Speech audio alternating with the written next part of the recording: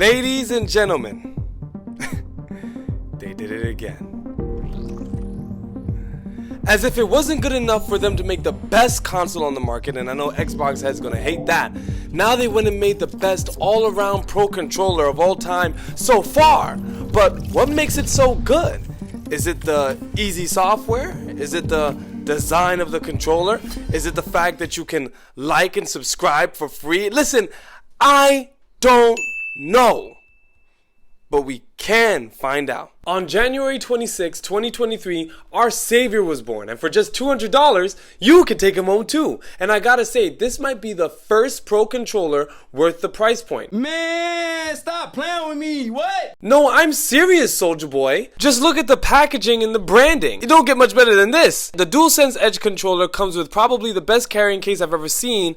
The only one beating it might be the Elite Series 2 carrying case, and that's only because it comes with a battery pack. But is that a case thing or a hardware thing? Hard to say, but my man DSE has a top tier carrying case. It's a hard-shelled case, feels premium, has a space to put your thumbstick modules in, which we will get to later on in the video, and it has a hole that you can slip your your cable into. So I will be using this case in summary. Inside the case comes two different pairs of back buttons, which again, ladies and gentlemen, we'll get to later. And it comes with a 9-foot USB-C braided cable. It's extremely dope and very sexy. Shouts out to Sony for understanding that many gamers like me want to be more than 3 feet away from their screen. You can also get this cable housing that locks in the cable and can pretty much work for any USB-C cable, but really works best with the cable Sony provided, or at least kind of thick USB-C cables. Now the housing does feel a little cheap and could definitely break if not stored or handled properly, but I get why they implemented this, because it's for people like me who sit far from their screen and are more likely to have someone or even themselves trip on the wire. Remember to like the video. The case also comes with 4 extra dome thumbsticks, 2 long and 2 short, but they ain't rappers. The thumbsticks are nice and pretty easy to put on, a little tricky because you have to turn and click them in a certain way, but if my 6-year-old nephew can do it, then so can you. Unless of course you're 5 years old, and then if that's the case, I totally understand. You take your time because you've got it, buddy. But now let's get to the main event, the meat and potatoes, the reason why we're all here. Your car's extended warranty. You gotta handle that, man. Stop playing around. No, we're talking about the DSE. Soon as I grabbed it, my friends, it was like holding a baby or an IG model's butt. Either way, it felt like home. The DSE is basically the same size, weight, and shape as the regular DualSense, so no having to get used to anything here. You'll see that the buttons are now black, and so is the trackpad, which makes it a little more emo looking, which I don't mind. You also have this glossy trim, which is cool. The trackpad is now tatted with a bunch of PS symbols, which is wavy. And what's funny is that I almost didn't notice that the same is on the triggers, but the tats on the triggers provide grip, which is actually a bonus, so incredible touch by Sony. You know, Sony's starting to get a little full of themselves, and I love it. There is now slightly better grip on the controller as well, but you probably wouldn't notice it, to be honest. It's very slight. And the speaker and mic on the controller is the exact same as the original DualSense, and it also fits the exact same way as the original PS5 on the DualSense charging station. But not really third-party ones because of the FN button, so you have to worry about that, but we'll be talking about the FN buttons a little later, so stay tuned. Now let's talk about the replaceable thumbsticks, because that is hell of a deal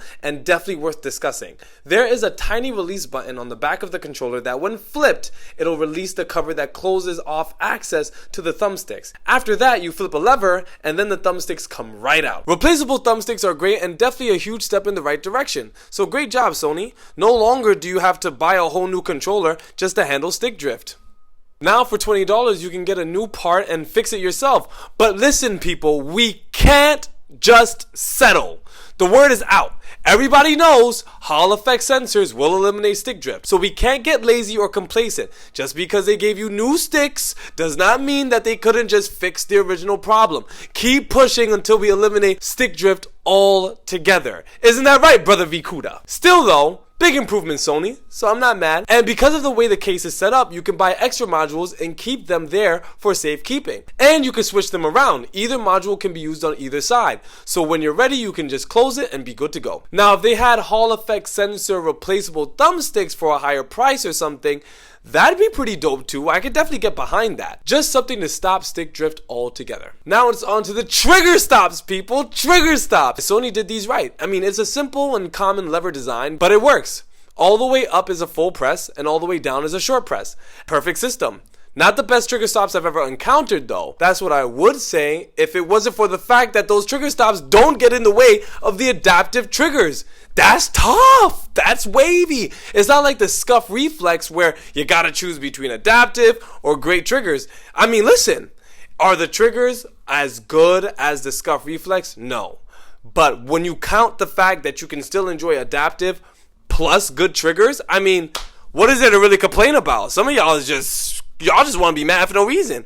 I'm not saying any of y'all is mad, but I'm just saying somebody's mad and he mad for no reason. So 9 out of 10 triggers, only way they could make it better is if they were able to get mouse click triggers like the Scuff Reflex Pro while still keeping that adaptive feedback. And now let's talk about the speed of this controller. Cause man, oh man, this thing clocked less than 1 millisecond.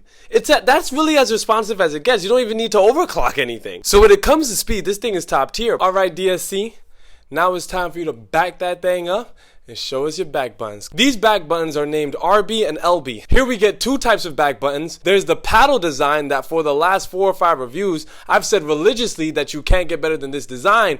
But today, ladies and gentlemen, helicopters and transformers, I admit that I was wrong. Understand first that these levers or paddles are not the best paddles I've ever come across. They feel a little cheap, to be honest. The Victrixes and the Xbox Elite Series 2s were among some of the few that were better than this one, but where Sony really surprised me was by perfecting the middle back button design. I have religiously said, F the middle back button design. But just like a woman who found a good man after 7 bad relationships, I take back what I said.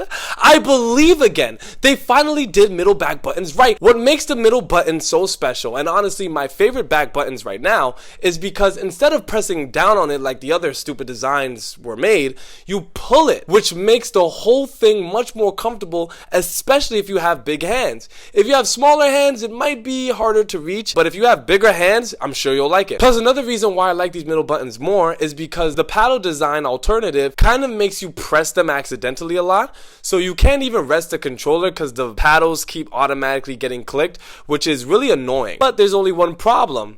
You only get 2 back buttons instead of 4. And so for more hardcore, rank grinding, game sweating individuals, this may not be the choice, but still 2 is not bad at all. Sony should offer a 4 button version, that would be great, or even just a 4 button attachment that you could kind of like put on the back like a strike pack, you know, or even like the Victrix Gambit has. So that would work too. But at the same time, you don't have to use the back buttons though. You could take them off and then boom, it's like you have a regular controller. Except for the FN buttons that I know y'all notice and I know y'all want me to talk about. The FN buttons is where the controller really starts to go crazy if you ask me. Please understand, I've reviewed many controllers and still own a lot of them. Though that's not, you know, maybe the best financial decision. That's why I need you guys to like and subscribe so that you guys can dig me out the hole that I got myself into. Thank you. Just understand, I'm not easily impressed anymore by any little thing that comes with these controllers, but these FN buttons really stole my heart. Holding the right FN button, then using the directional buttons on the left side allows you to increase or decrease the volume of the game. Or you can adjust the volume and put it more towards game audio or voice chat audio, which is huge because no more having to go to the menu just to do this. Just understand that this feature only works when a 3.5mm mic is plugged into the controller, so that's probably its only downside. The left FN button gives you the ability to switch between profiles that you map to the action buttons. The software gives you the ability to adjust sensitivity curves, dead zones, button mappings, which is what you'll need in order to map the back buttons, but there's no hardware based way to do it like other controllers have. And you can save all your profiles at once. You can have up to 30 different profiles on the PS5, but only 4 saved on the controller, default being one of them. But now it's time to talk about the cons of this masterpiece, which is nothing! No, I'm just joking. Of course, that's only what a fool would say. There's always something bad. First off, at $200, I can never recommend this controller to anybody. Truthfully, you never need $200 worth of a controller. I'm just being honest with you on that. The battery is objectively garbage. It only gets about 6 to 8 hours, with some reporting even less, which is terrible. But at the same time, this controller is geared more towards competitive play,